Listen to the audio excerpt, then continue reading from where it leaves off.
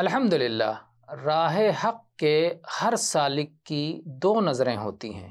ایک نظر اس کے اپنے نفس پر اور اپنے عیوب پر اور اپنے عمل کی آفتوں پر ہوتی ہے، جس کی وجہ سے خوف کا دروازہ کھلتا ہے، اور دوسری نظر اپنے رب کے فضل و کرم پر اور اپنے رب کے احسان اور جود و سخا پر ہوتی ہے، جس کی وجہ سے امید کا دروازہ کھلتا ہے۔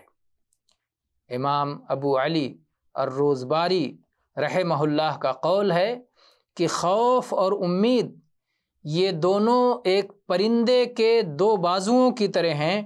جب یہ دونوں بازو ٹھیک رہتے ہیں تو پرندہ فضاؤں میں ٹھیک ٹھاک اڑتا ہے، لیکن اگر کوئی ایک بازو نادرست ہو جائے، کسی ایک جانب کمی واقع ہو جائے، تو اس کے اڑان میں فرق پڑے گا اور وہ صحیح طور پر اڑ نہیں سکے گا، بلکہ کبھی یہ صورتحال بھی ہو سکتی ہے کہ پرندہ فضا سے زمین پر گر کر ختم ہو جائے، مر جائے۔